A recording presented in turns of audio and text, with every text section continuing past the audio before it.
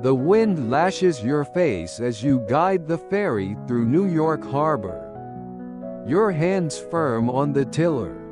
The brine of the sea clinging to your skin like second nature. The vessel shudders, fighting against the current, but you hold it steady. You're not yet 20. No formal schooling. No pedigree. Just you, the water, and the endless horizon beyond Staten Island. You were born into this grit. The salty air filled your lungs before you could walk, and the creak of ships was your lullaby.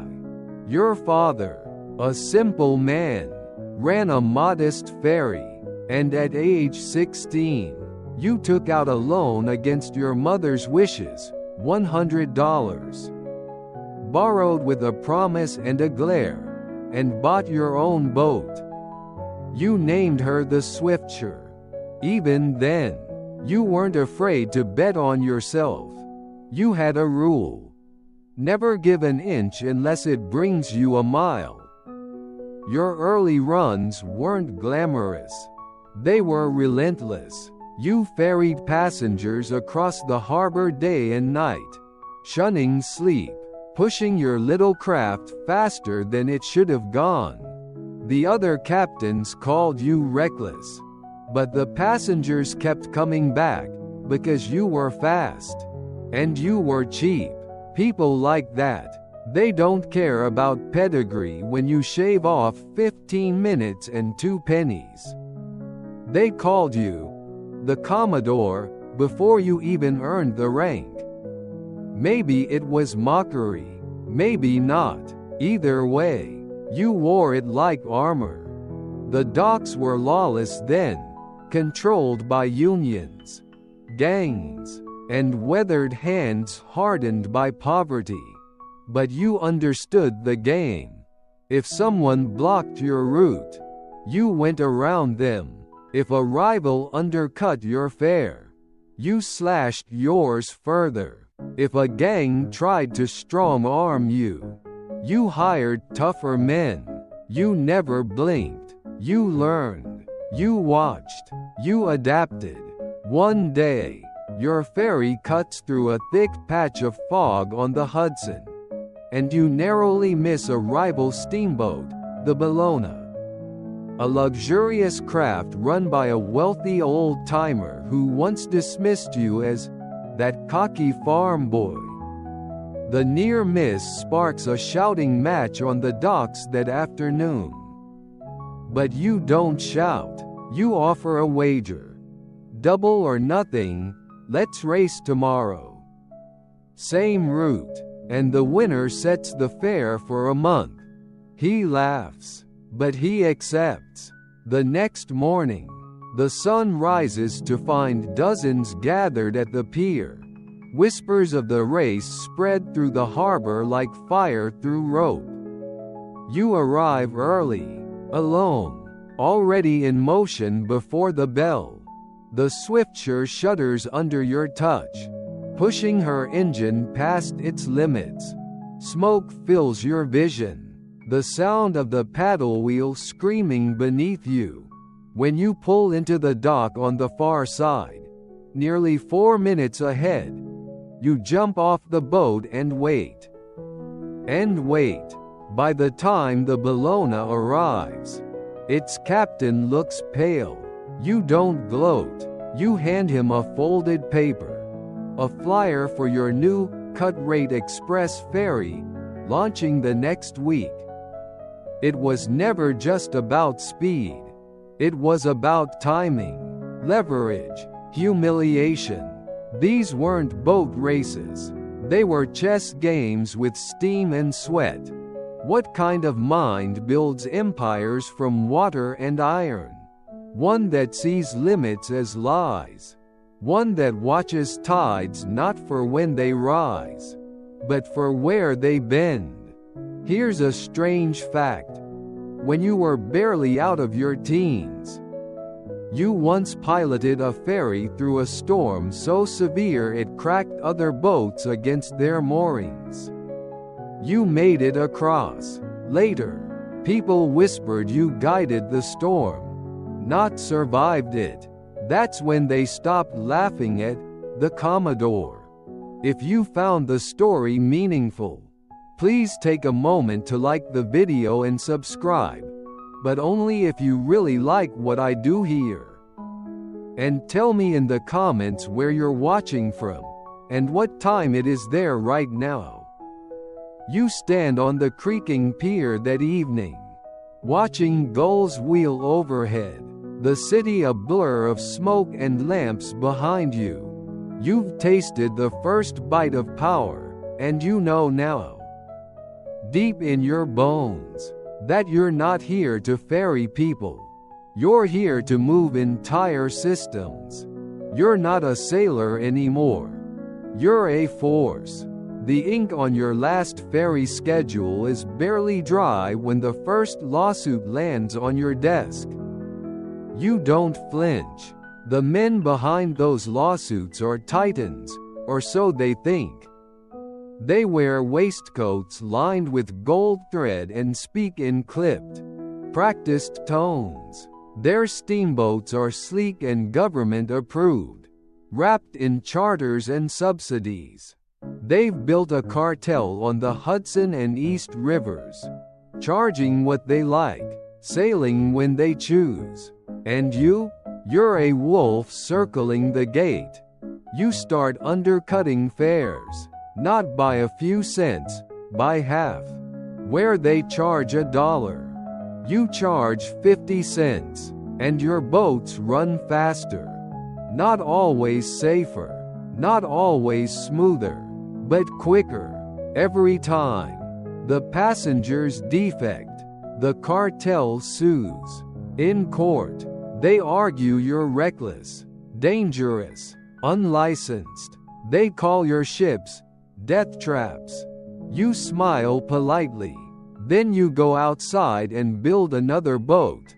Your ships become legends. You launch the Bellona II, then the Independence, and then the Citizen. One by one, you name them like warships. And they are. You're not running a ferry service anymore. You're waging economic warfare. Your captains receive strict instructions. Leave early. Arrive early. Offer free coffee on board. And if a rival steamboat leaves the dock, beat it. Even if it means burning more coal. Even if it means skimming within inches of river ice. The press starts to take notice.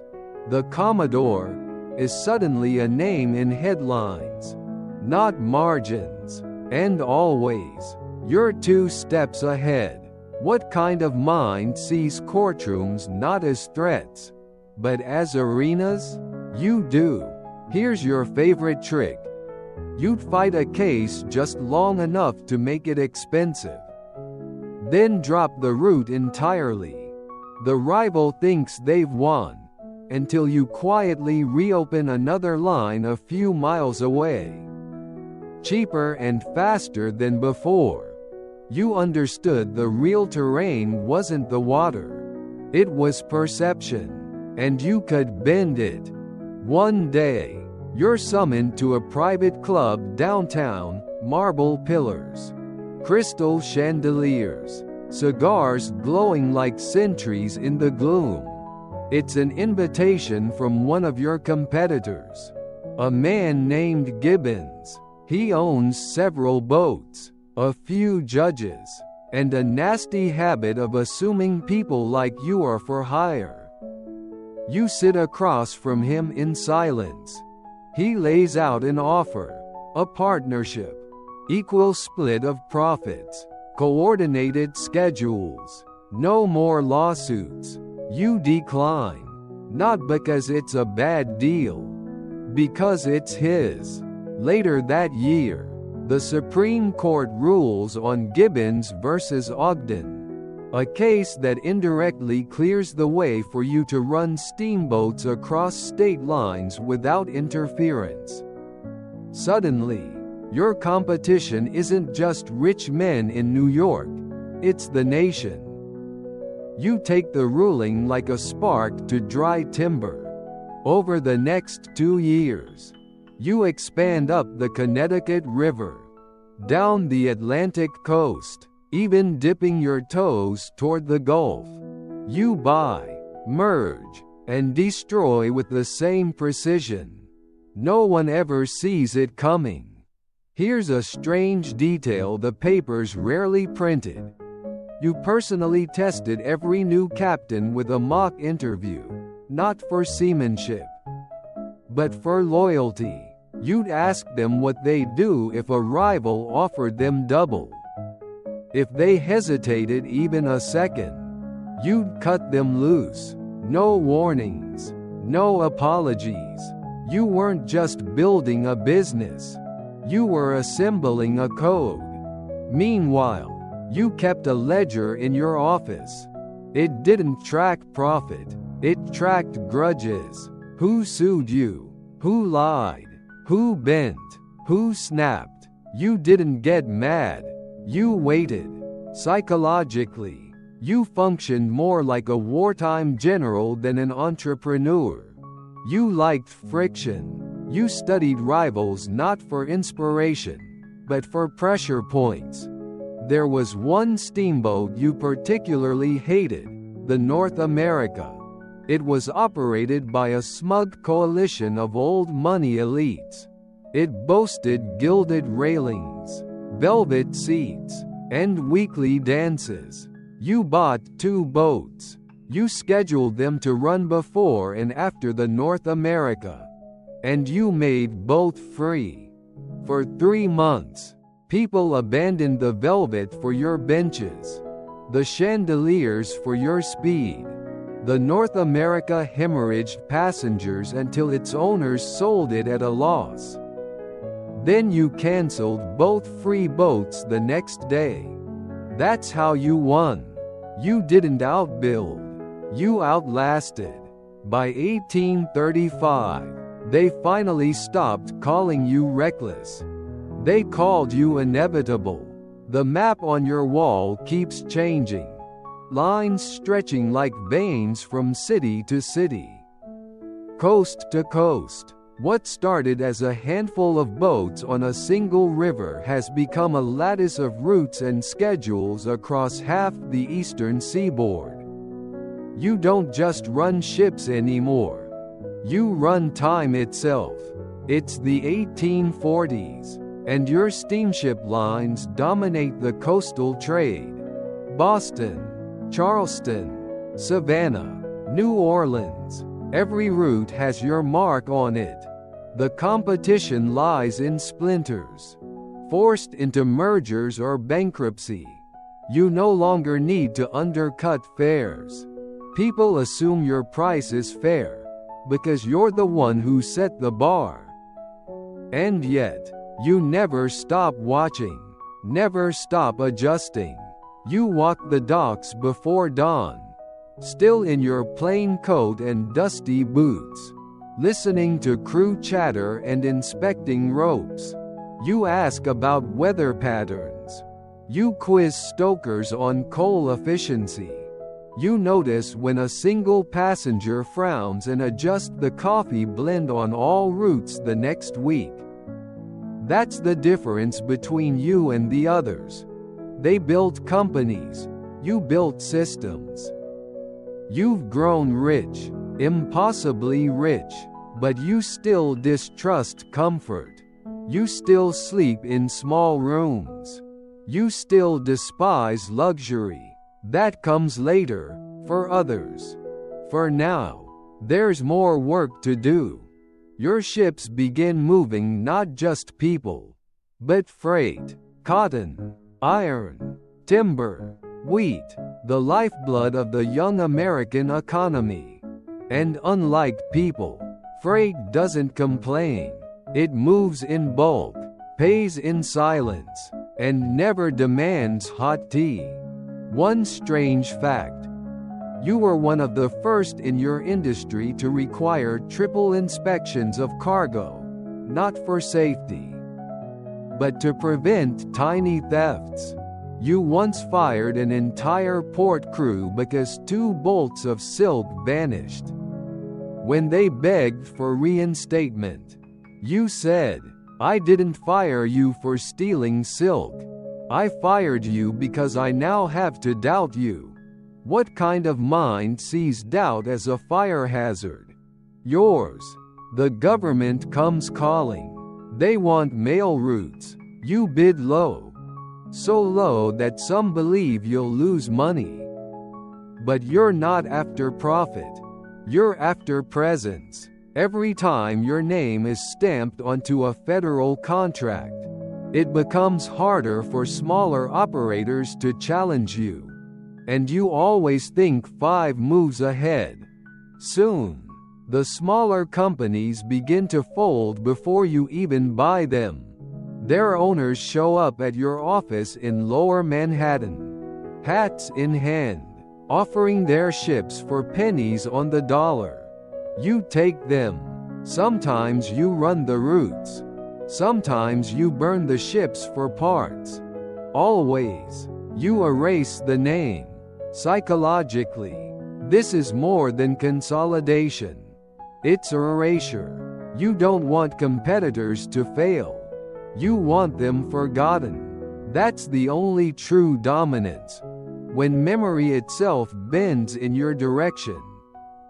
But there are cracks forming, not in your empire, but in your family. Your wife, Sophia, worries. You have 12 children. Most never see you. At dinner, you sit silent, staring into your soup as if it's a ledger.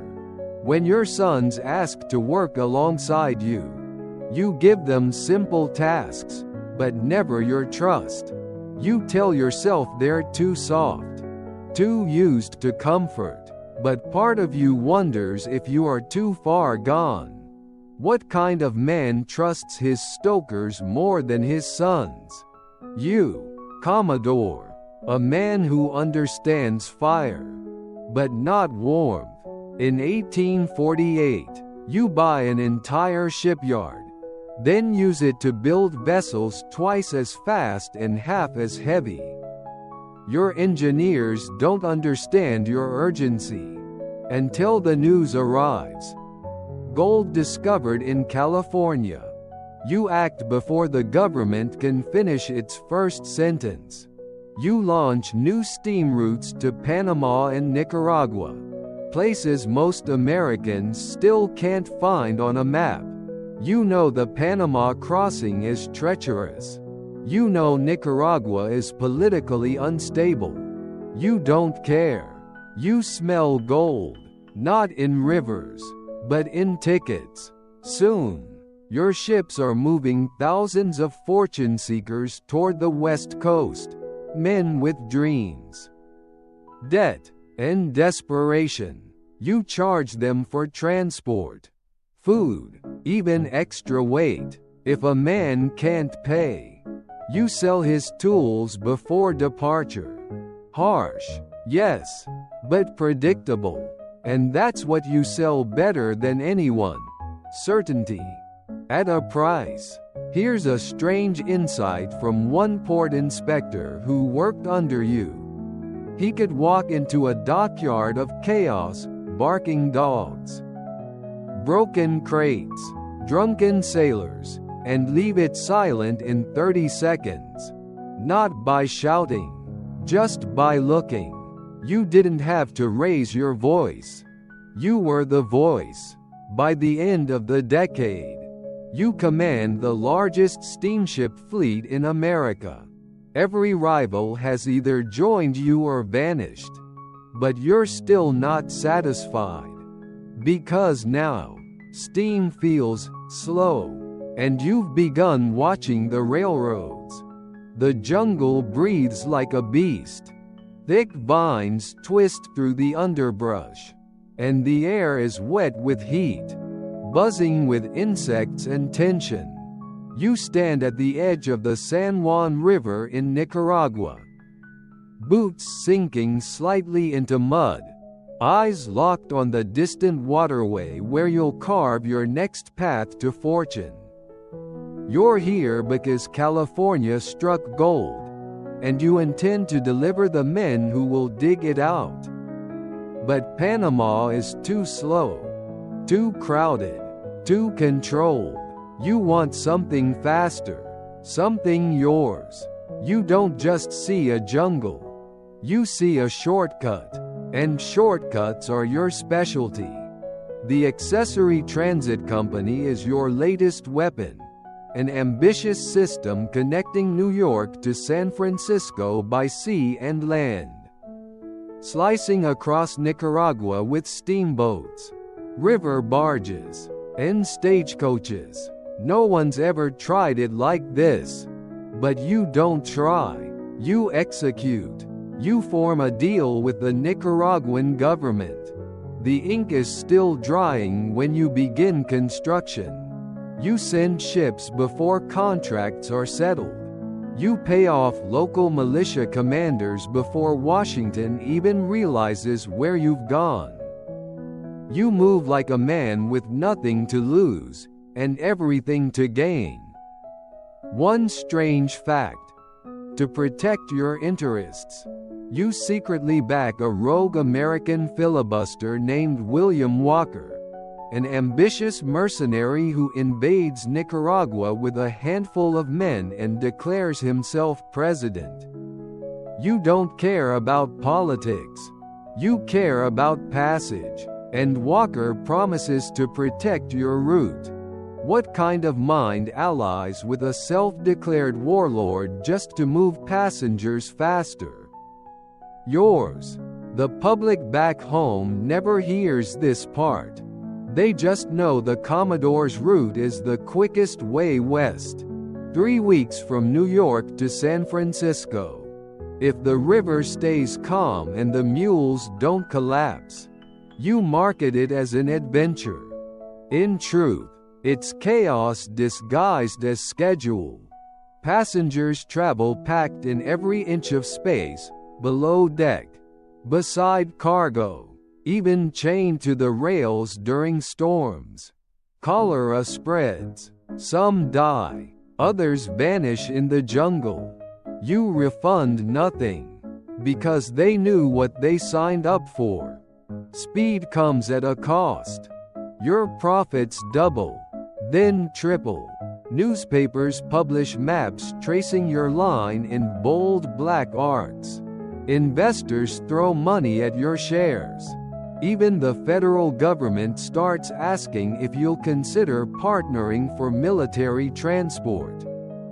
But behind the scenes, it's all held together by whispers, bribery, and raw intimidation.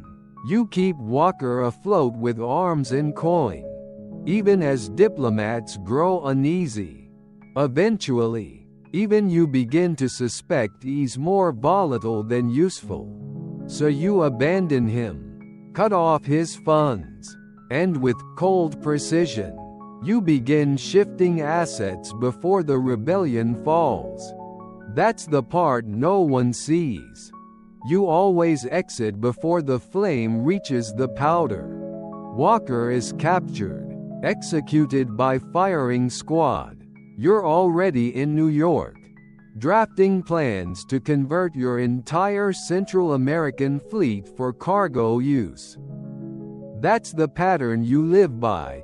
Enter fast, squeeze the value, and leave with silence. What kind of man sees human lives as risk variables?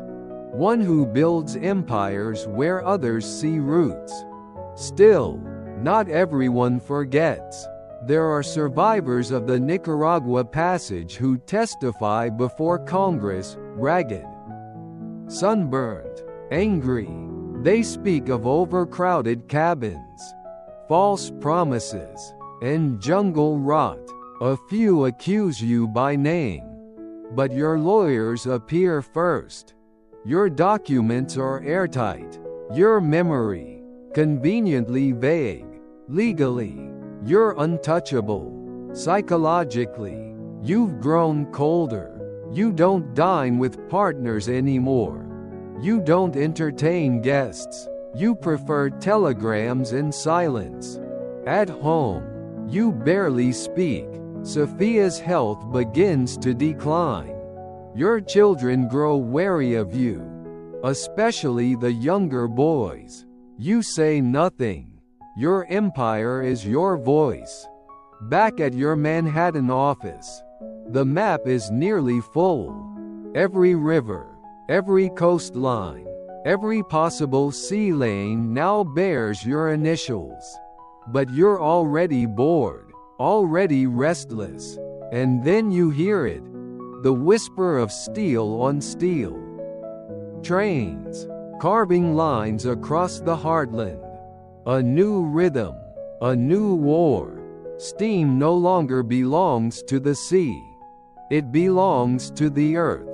You walk to the window one cold morning, watching a freight train clatter across a distant trestle. Black smoke blooming behind it like a flag. You don't smile. You calculate. Steel doesn't sway like water. It trembles. It sings. It obeys. By the time you enter the railroad game, the country already pulses with locomotives. But most lines are scattered, poorly run, or clinging to the edge of bankruptcy. You see opportunity, not in what works, but in what fails. You begin not with a grand announcement, but with silence, quiet purchases, silent mergers. You buy up neglected tracks like others buy newspaper ink, cheap, daily, and disposable. The Harlem Railroad, the Hudson Line, the New York Central. Each acquisition builds a skeleton beneath your name. You don't rename them. You rename the future. Your methods are cold and calculated. First, you identify railroads with access to key cities. Then, you drive down their stock, sometimes by rumors, sometimes by force. You buy shares anonymously through agents. And when the board panics, you appear at the table with a pen and a ledger, already prepared. What kind of mind sees a boardroom as a battlefield? Yours. Strange fact. In the acquisition of the Harlem Railroad, you deliberately sabotaged the company's stock by banning passengers from buying tickets at Grand Central. Chaos followed. Prices collapsed. Then you bought the remaining shares at a discount. Days later, you reopened the station. Clean, efficient, unapologetic. You enter Wall Street not as a guest, but as a force. The old money resents you. They whisper about your past, your lack of polish, but they fear you more than they mock you. You never drink, never gamble, never make small talk. You just acquire. You keep a single chair in your office and stand during meetings.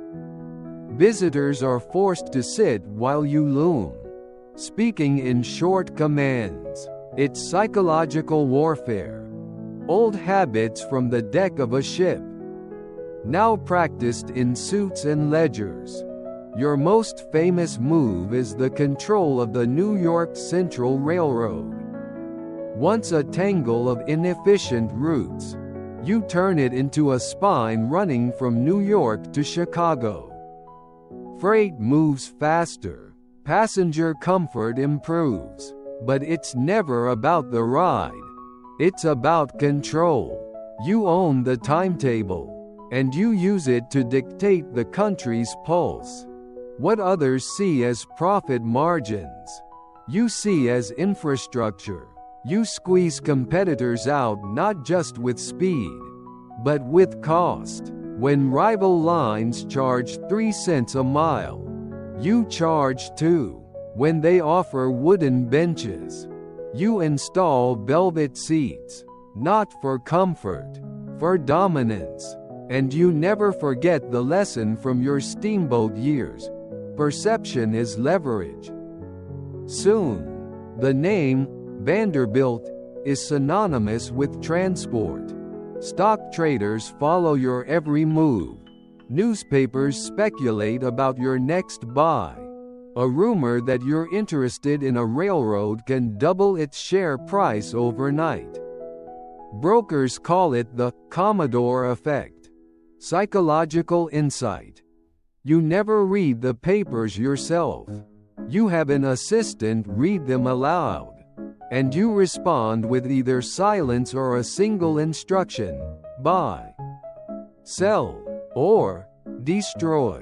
One winter, you learn that a small rail company in Ohio is planning a competing route. You send men west. They buy land ahead of the surveyors, rerouting the track through marshes and hills. When construction begins, the rival company runs out of money midway. You wait a month, then buy their assets for cents on the dollar. No one sues. They know better. Here's a quiet truth. You don't enjoy railroads. Not really. You don't love trains the way you loved ships. There's no salt in the air, no spray on your hands. But they obey. And that's enough. At home, things grow quieter. Sophia has grown ill. Your children, those still loyal, visit less. You spend most days in your office, dictating letters, redrawing lines on your map. You don't trust your sons with expansion. You barely trust them with arithmetic. Except one, William. Strong, hard-eyed. He reminds you of a younger version of yourself, except cleaner, more polished. You begin shaping him, not with praise, but with pressure. You give him small, high-stakes tests: a failing rail line, a hostile investor, a supply chain dispute. When he stumbles, you don't correct him. You watch, and when he rises, calm, unflinching, exact, you nod, not with warmth, with recognition. By 1867, your personal net worth exceeds $100 million. The Civil War is over. The country is rebuilding, and you are its iron frame. From Chicago to New York, no major shipment moves without your touch. Politicians send emissaries to ask your favor. Presidents write you letters.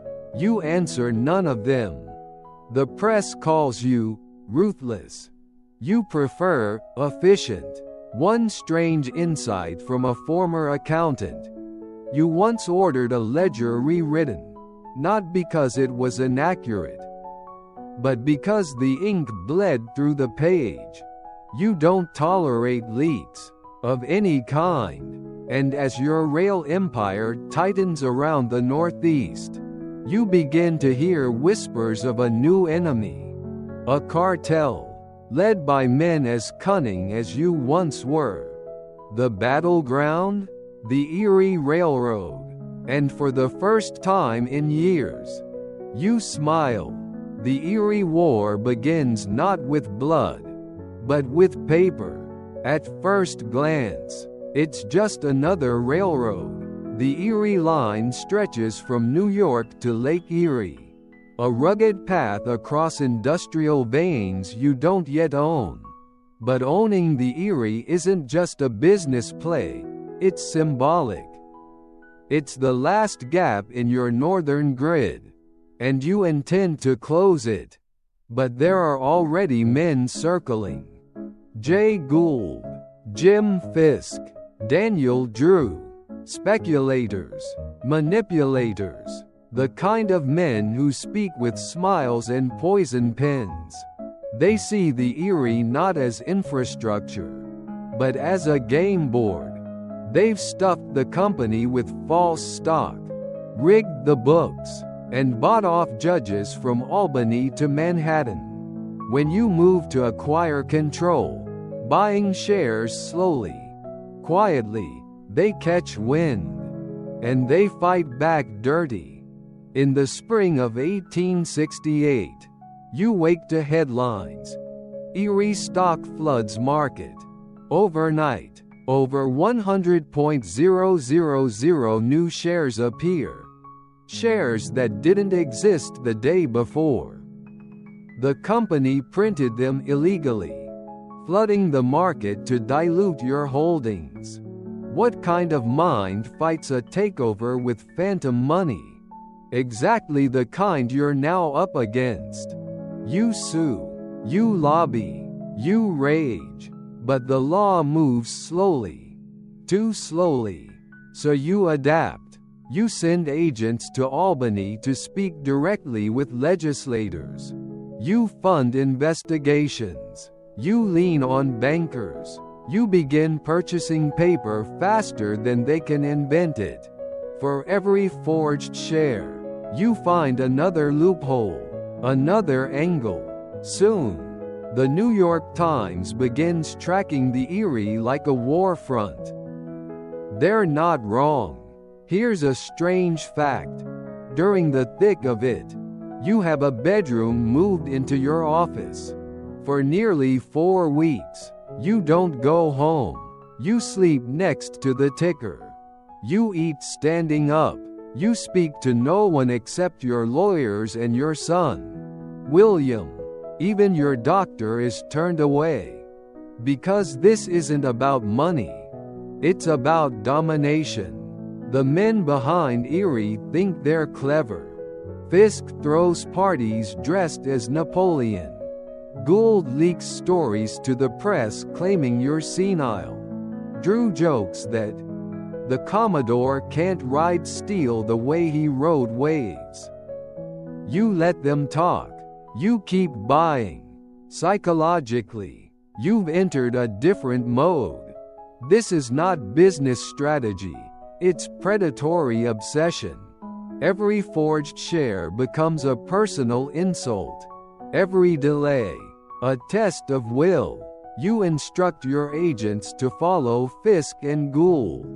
You hire lawyers in 4 states. You even send engineers to scout alternate routes around Erie's territory, just in case. The public watches, enthralled. Newspapers call it the Erie War. Editorials guess at who will blink first. Shareholders panic. Courtrooms overflow. And still, you press forward. Eventually, the courts intervene, but not in your favor. Judge Barnard, famously crooked, sides with Erie's board, protecting the counterfeit shares. Later, it's discovered that Erie's executives bribed him outright with stock and hotel rooms. It's the most brazen financial fraud in the history of American business. And it works. You lose millions, but not control. Because in your final move, you strike a backroom deal. You'll drop the lawsuits if the board steps down. Quietly, silently, under the table, they agree. And while the press crows about your defeat, you know the truth. The next year, you buy a separate rail line that renders Erie obsolete. Not through force, through replacement. That's how you win. You make your enemies irrelevant. Still, something in you changes after Erie. You begin to withdraw. You trust fewer people. Even William notices. You speak less. You pace more. The world no longer surprises you. Only disappoints. Sophia passes in 1868. You don't cry. You write a single line to your children. The house is quieter now. At night, you walk the halls of your mansion like a ghost, past portraits, past statues, past plans half finished. You no longer build for the thrill. You build to block others from building. That's the deepest form of power. Not just motion, but prevention. One final strange detail. A clerk once watched you stand in your office for 10 straight hours, staring at a blank map of the Midwest. You didn't speak. You didn't blink. When he returned the next morning, the map was covered in pencil marks, routes, towns, notes. You had stayed there all night. What kind of mind moves even while standing still? Yours. And now, with the eerie tamed, your sights turn homeward, to your family, to your legacy, to the sons you do not trust, and the one heir you're molding like a blade. Because empires aren't just built, they're passed, and the passing is where most fall apart. You sit at the head of a table longer than most people's houses, surrounded by sons who bear your name, but not your mind. 12 children, and only one, William, earns your full attention. The others fumble through trust funds and failed businesses. They complain about inheritance. They ask for shares, not responsibilities. You don't say much. You just watch. And you start trimming. You begin reshaping your will. You call in your lawyers.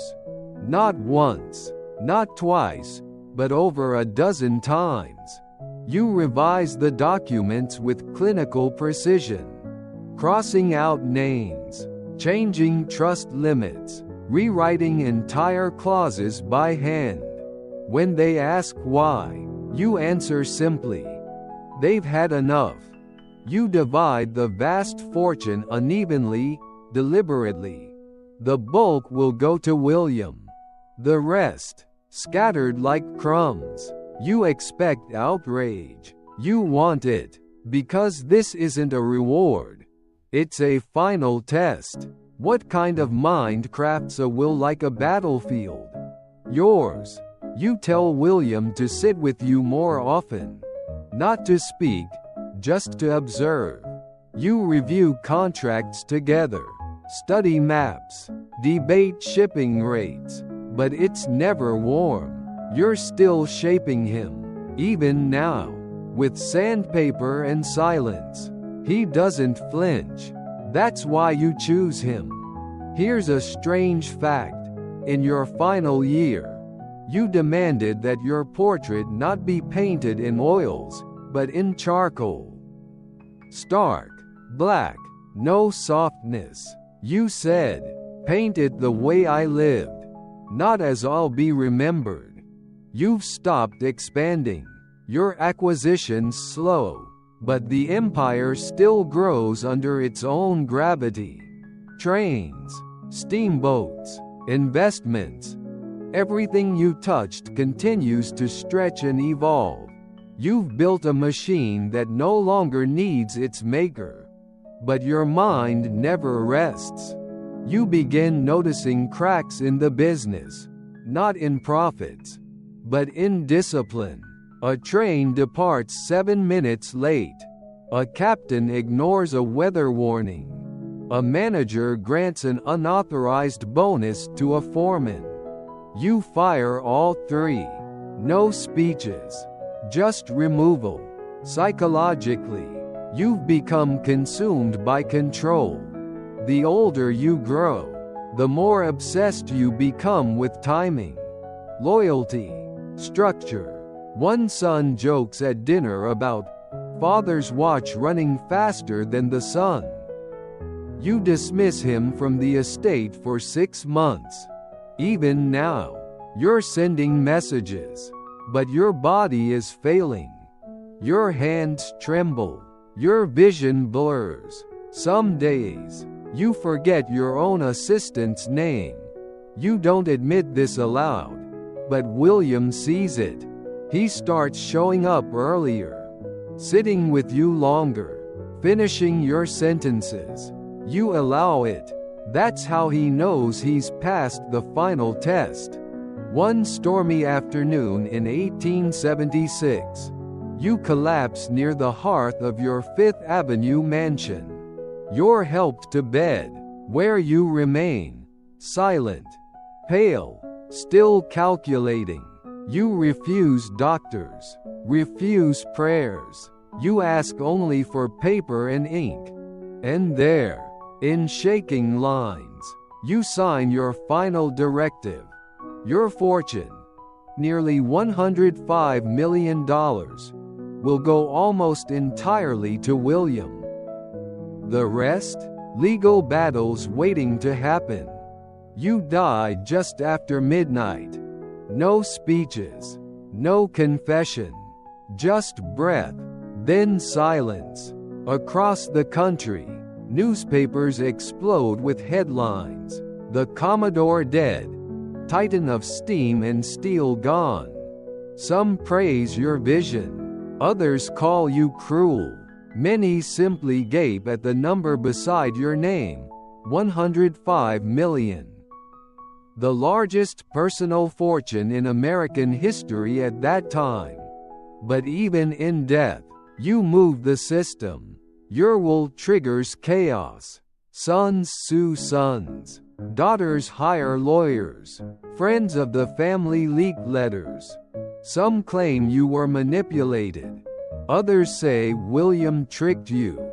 But the documents are solid, ironclad, just like the mind that wrote them. One psychological insight from a judge who reviewed the will. It is the most controlling document I've ever seen. He managed his family from beyond the grave. You didn't just build a legacy. You engineered obedience. William takes the helm. Quietly, dignified. He honors your name, but also begins changing things. Softening policies. Streamlining routes. Even investing in projects you would have scoffed at. But the empire holds. For now, because while power can be inherited, vision cannot, and even your iron blueprint has limits. One strange detail. A rail line once named after you, Vanderbilt Junction, was quietly renamed a decade after your death. No ceremony, no announcement, just gone. Because empires fade. But shadows linger. The trains still run. Even now, years after your passing, steel rails glint in the sun, stretching across valleys and cities like veins left by your hand. Your name adorns buildings, parks, endowments. The Vanderbilt fortune multiplies. But something else grows in its shadow. Questions. Whispers, loose threads in the empire's silk. The lawsuits begin within days of your burial. 8 of your children contest the will. They claim undue influence. They say you were frail, confused, manipulated by William. The courts listen, cautiously, but the documents hold. Your signature is verified. Your choices are brutal, but legal. What kind of mind crafts legal bindings stronger than blood? Yours. But the fight isn't over. Rumors surface of missing assets. Old accounts under shell companies in foreign banks. Property deeds hidden in vaults. Trusts established in your wife's name and then moved quietly before her death. No laws broken, but it all feels elusive, strategic. A strange fact. During a New York probate review in 1880, it was discovered that $4 million in gold bonds, dated and signed, were never claimed by any bank or beneficiary. The documents bore your name. No one could explain where they were meant to go. The inheritance battle burns through years. William wins, but not without scars. Family holidays become tense silences. Siblings speak only through attorneys. Reporters invent the phrase, "the Vanderbilt Curse." You would have found that amusing. And still, the cracks deepen. Several rail lines begin experiencing troubles. First minor, then strange. A station fire in upstate New York. A bridge collapse in Ohio. No storm. No sabotage. Just rust in the wrong bolt. A conductor disappears mid-route. 2 investors perish in a railcar explosion ruled an accident. No pattern, no smoking gun, but whispers emerge. The Commodore's hand no longer steadies the wheel. One psychological insight from a former Vanderbilt accountant. The entire system had grown so complex that only he could feel its rhythm. When he died, the silence that followed was too loud to ignore. Some say the empire is haunted, not by spirits, but by oversight. Without your obsession, minor inefficiencies become rot. Without your fear, loyalty fades, and still the public watches. By the turn of the century, the Vanderbilt name is more myth than man. Your descendants build mansions, sponsor galas, sail yachts through Europe. They inherit your wealth, but not your wiring. One of your grandsons loses millions on a failed steam-powered automobile. Another invests in an opera house that never opens. What you built turns soft at the edges. What kind of mind could predict this? Perhaps even yours. And yet, something remains. The bridges you forged, the cities you connected, the rhythms of commerce that still pulse along tracks you once controlled. New York would not be New York without you, nor would America be stitched together so cleanly. But your legacy isn't clean.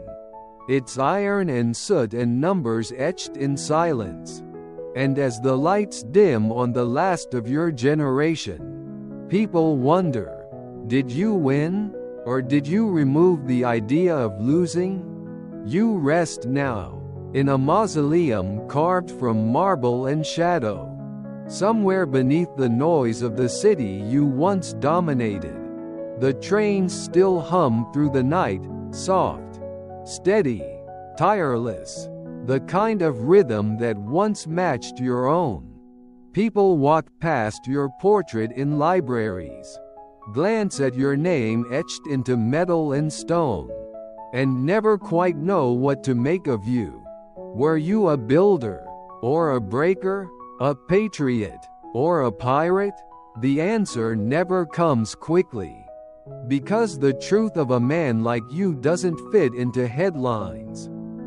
It lingers in decisions no one saw, in the ledger entries that still balance, in the quiet parts of the world where power moves without making a sound. And as we close this file, it's worth remembering, some legacies are not stories. They are structures. They do not end. They echo. So if tonight the train passes by your window, and the low horn cuts through the dark, know that somewhere, far back along those rails, a man named Cornelius once stood with his boots in river mud, imagining the world that would follow him, and building it, whether anyone wanted him to or not.